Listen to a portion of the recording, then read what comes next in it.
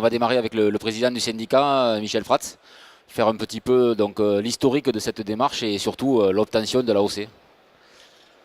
Oui, merci Eric.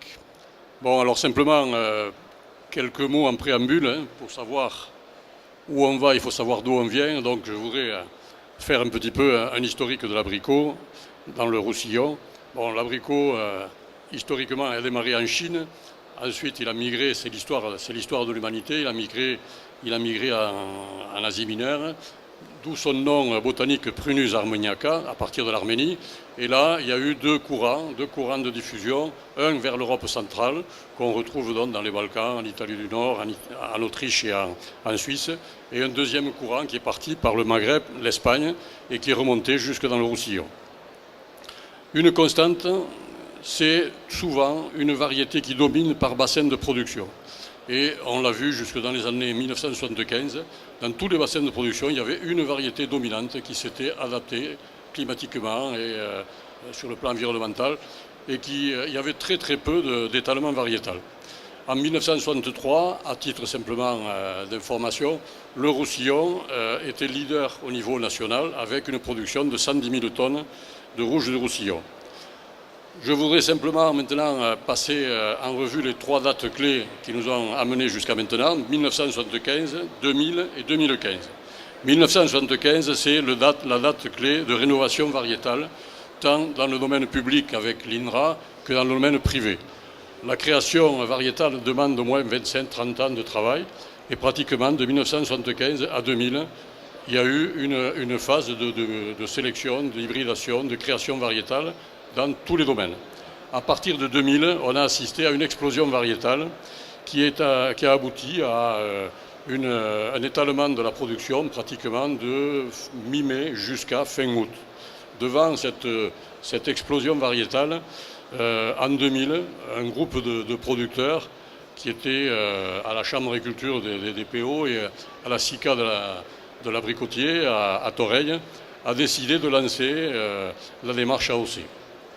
Et donc là, je vous passerai les détails, mais enfin, l'AOC, c'est toujours très laborieux, très long. Il y a eu pratiquement 15 ans de travail entre le syndicat, l'INAO et la Chambre d'agriculture pour aboutir à ce décret. Donc, à l'heure actuelle, on se retrouve donc avec une gamme de terroirs qui va du 20 juin jusqu'au 20 juillet, 15 juillet, et une nouvelle gamme avec tout un échantillon de variétés qui va du 15 mai à fin août. Alors, pourquoi cette AOC? Tout simplement parce qu'à l'époque, on était avec les ingénieurs de l'INAO qui étaient dans la maison de l'agriculture et qui nous ont conseillé. C'est eux qui nous ont permis de mener et de porter ce dossier tout le long de ces 15 ans. Et il nous a semblé qu'à l'époque, l'AOC était peut-être le premier signe connu par les consommateurs. À l'heure actuelle, peut-être que il y a coexistence avec les IGP, mais disons qu'en 2000, on a fait le choix de l'AOC parce qu'il nous semblait que c'était le premier signe connu des consommateurs et surtout parce que c'était une production fruitière qui était également réalisée en complément d'exploitation viticole. C'était un groupe de viticulteurs qui connaissaient déjà la démarche de l'AOC et qui étaient sensibilisés à ce signe de qualité. Voilà. Donc 2000, création de ce syndicat, différents travaux et 2015, donc, première commercialisation sous AOC, qui sera la première commercialisation d'un abricot AOC en France. Voilà, donc le texte de l'AOC a été adopté en octobre 2014.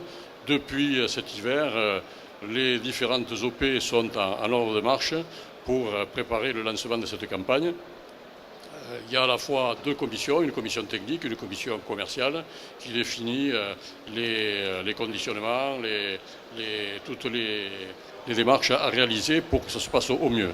Donc comme toute AOC, il y a un cahier des charges très strict avec une délimitation de terroir, des variétés et des règles de conditionnement. Et ensuite un plan de contrôle qui a été réalisé par Calissu. Voilà, je ne vais pas le faire plus long, peut-être sur les variétés. Jean-Michel Broquer, tu pourrais peut-être dire un mot sur les types rouges et les descendants de rouges qui ont été sélectionnés dans le cadre de cette AOC. Oui, bon, ben, en ce qui concerne dans les variétés qui bénéficieront de l'AOC, on les a citées, il y en a 4, dont il y a le rouge du Roussillon, qui est une variété historique dans notre région, et il y a 3 descendants de cette variété qui présentent la caractéristique du rouge. Donc, il s'agit de Royal Roussillon, Gâterie et Helena du Roussillon. On est sur un créneau de production qui se situe de fin juin à mi-juillet à peu près jusqu'au 20 juillet. Hein. Alors tout dépend des zones de production. En zone littorale, ça sera un peu plus tardif qu'en zone de Piémont. Mais toutes ces variétés, même si elles ne sont pas toutes des rouges du Roussillon pur, ont les caractéristiques du rouge, donc à savoir un taux de sucre assez élevé, qui peut aller jusqu'à 14 degrés Brix sans trop de problèmes, mais également un potentiel aromatique qui est très fort et qui est surtout caractéristique du rouge du Roussillon. Au niveau de la démarche, peut-être Valentine, comment ça va fonctionner en termes de cahier des charges, de contrôle de ce cahier des charges, puisque au niveau de l'agroémergence, tu animes cette partie pour le syndicat. Ben, comme toutes les appellations, en fait, donc on a deux parties. Tout ce qu'on appelle le contrôle interne, donc qui va être géré par le syndicat. Donc à peu près 20% des producteurs vont être contrôlés en interne, 50% des stations de conditionnement et également un pourcentage de contrôle réalisé en externe par l'organisme certificateur Calisud, dont parlait Michel. Voilà, donc il y a une partie contrôle des conditions de production sur les parcelles ou en station de conditionnement et une partie contrôle produit avec des séances de dégustation qui vont être organisées pendant la période de production. Au niveau des producteurs, donc Laurent, on te voit déjà dans le film. Pour toi, quel est l'intérêt de ces variétés et quel est l'intérêt de cette démarche sur une exploitation comme la tienne? L'intérêt de ces variétés, tout d'abord, bon, c'est que sur les exploitations comme on a dans le département, ça représente chaque année un tonnage et un chiffre d'affaires régulier, contrairement à ce qu'on peut observer depuis quelques années avec le réchauffement climatique, tout ce qui s'ensuit. On s'aperçoit que c'est des variétés qui sont bien adaptées. D'autre part, le fait d'avoir l'AOC, ça va nous avantager parce que depuis 2000, il y a tellement de variétés qui sont sorties, en majorité bicolores, c'est la grande mode, qui sont peut-être pas aussi bonnes que le rouge, mais bon, qui sont plus calibrées. À l'œil, c'est plus joli, donc l'AOC va nous faire du bien parce que ça aurait été compliqué de vendre de l'abricot bon, mais moins maquillé que les autres. Quoi. Voilà. Mais pour les producteurs, c'est des valeurs sûres pour le département. Quoi. Voilà. Pierre, peut-être pour compléter, toi aussi, tu as les deux gammes sur l'exploitation. Tu as une gamme de variétés un peu plus moderne qui avec des précoces et des très tardives, mais tu as quand même un cœur de production sur le rouge.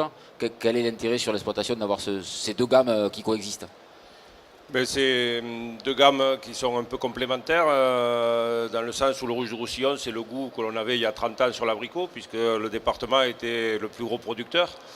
Donc le goût de l'enfance de l'abricot, on le retrouve sur le rouge, ce qu'on ne retrouve pas toujours sur les nouvelles variétés, mais il y a des consommateurs pour des fruits plus gros, plus jolis, plus craquants, qui ne correspondent pas à ça. Donc les deux sont complémentaires, mais sur une exploitation, comme disait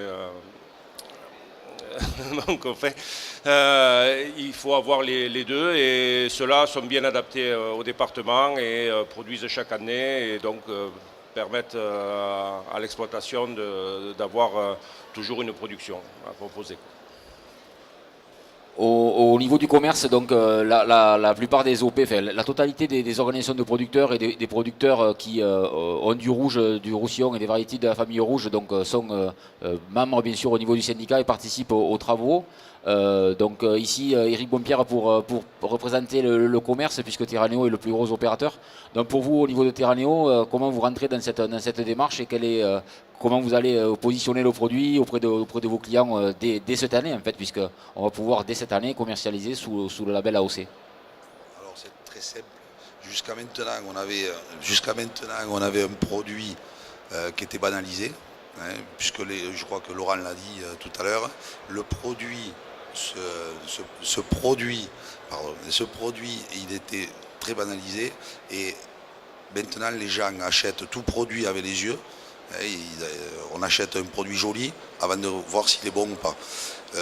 Cette démarche AOC va nous permettre de communiquer vis-à-vis du consommateur, puisqu'on va partir sur des emballages consommateurs, que ce soit du 2 kg en petit plateau ou en barquette de 750 grammes, de façon à toucher le consommateur pour qu'il puisse y revenir, parce que rien qu'avec le goût, il y reviendra.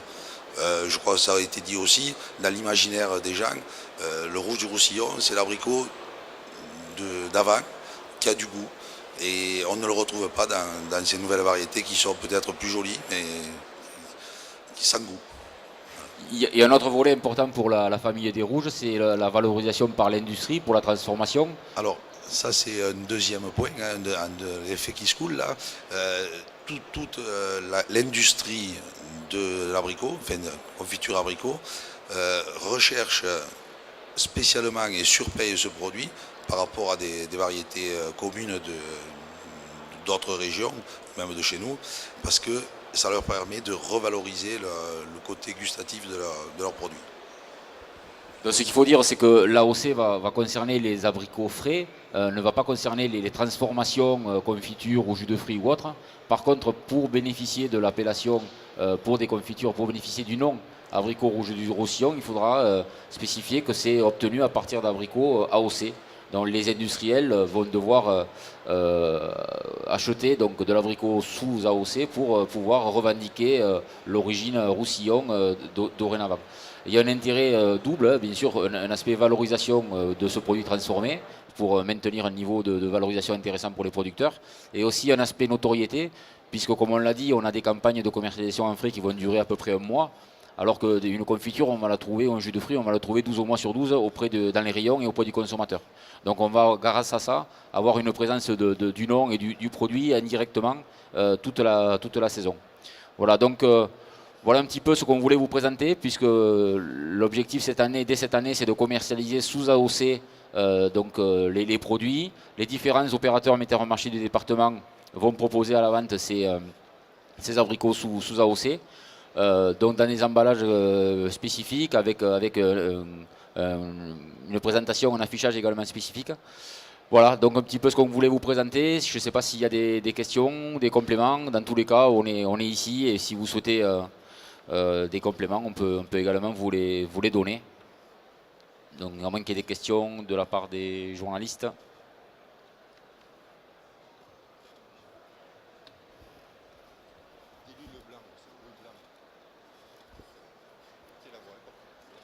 Bonjour, je voulais savoir quel volume était concerné a priori. Oui, on a édité un petit communiqué qui sera remis éventuellement à tous les journalistes qui le souhaitent. La production des départements, c'est en gros sur 1000 hectares de vergers, et la production des départements est de l'ordre de 13 à 15 000 tonnes selon les années, avec un verger de rouge qui est aux alentours de 40%. Voilà. Donc 40% de 13-15 000 tonnes. Voilà. Avec, donc dans cette démarche, toutes les OP du département, donc avec Terraneo, Nectar Select, La Melba et Illy-Roussillon.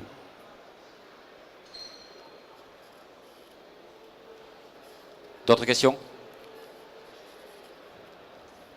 Donc je le rappelle à tous les journalistes, on a édité un communiqué qui peut vous être remis là maintenant par Valentine Fina, qui s'occupe donc de tous les signes de qualité pour le département, et également pour matérialiser le lancement de cette AOC cette année, avec le concours du conseil régional et du conseil départemental, on a édité un petit livre à destination des enfants qui reprend un peu l'histoire de l'abricot en Roussillon, parce que c'est une vieille histoire.